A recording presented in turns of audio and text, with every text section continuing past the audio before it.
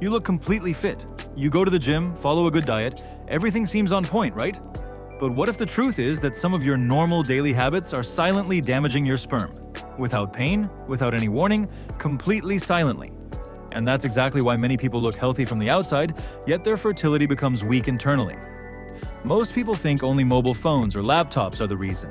But the real story is much bigger. The real damage starts where you don't even pay attention. Rising body heat, tight clothes, sitting for long hours, keeping a laptop on your lap, while sperm need a cooler environment. Daily junk and processed food increase harmful substances in the body that weaken sperm production. Constant stress disturbs your hormones and gradually lowers sperm count. Lack of sleep slows down your body's repair system, affecting sperm quality. And smoking or alcohol can directly damage the DNA of sperm, meaning not just quantity, but quality also gets affected. And the most dangerous part, this all happens slowly. You don't even realize it until it's too late. But if you truly want to secure your future, start making changes today.